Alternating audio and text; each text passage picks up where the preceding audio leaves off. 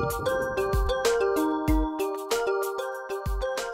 know, when I first started my practice of chiropractic, I felt like I had to do it all myself. In fact, I knew that I only had $1,100 in my bank account and I couldn't even afford a chiropractic assistant. Does that sound familiar to you? But I tell you, I learned very quickly that when I started with my first assistant and I was able to delegate the right procedures and practices to them, my practice just flourished.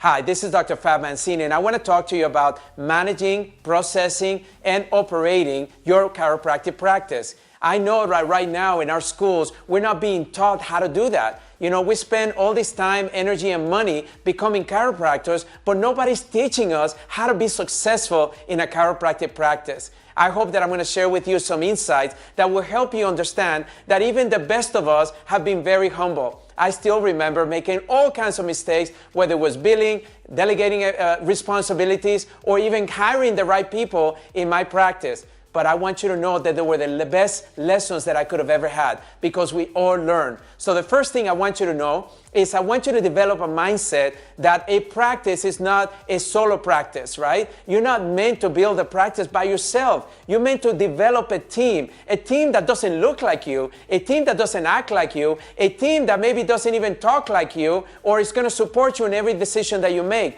but a team that is going to complement you. And I want you to know, every time that I hire different people in my practice, I was looking for specific skill sets that did not reflect my gifts, but they were gifts that the practice needed. So let me share with you some of the things that you do in hiring a good staff member. When you hire a good staff member, the first thing that I look for is making sure that they have their similar values. That means that they have strong work ethic. That means that they really want to be service-oriented rather than survival-oriented. That means that they're going to put your patient and your practice first instead of their own personal needs. That means that they're going to be committed and engaged in helping you serve more people in your community. When you have that, all of a sudden now you have people that are really committed. But you also have to have different skill sets. So when you look at the most important skill sets, whether it's the front desk, whether it's the back CA, whether it's somebody that's answering the phones with a polite voice, whether somebody that's very good in dealing with finances and is not afraid of rejection or giving the services for free, I want to make sure you got to know what those skill sets are.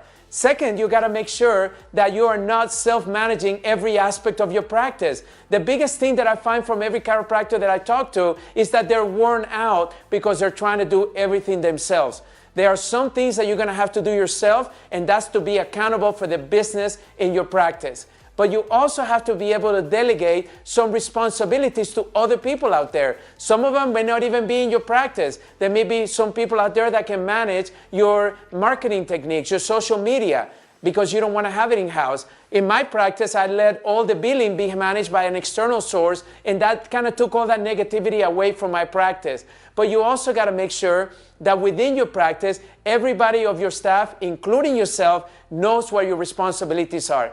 And the third thing is, what does it really take to build a lean practice? I want to tell you right now is to keep your overhead low. You know, most of us are operating on an 80% plus overhead. We got to keep it below 50%. We also have to be very clear as to what's working for ourselves. It's not a matter of doing more. It's a matter of doing more of what's already working. And for that, you got to know your statistics. You know, I'm still surprised how many of us don't even look at our statistics, or how much does it cost us to be able to see a patient, or how much are we spending on that lease or this lease. I want to make sure you got to run a lean practice. You got to pay attention to your processes. You got to manage your practice, and you got to pay attention to the operations that is allowing you to serve more people. But I promise you this, when you take care of your business will take care of you. I'll see you in the next video.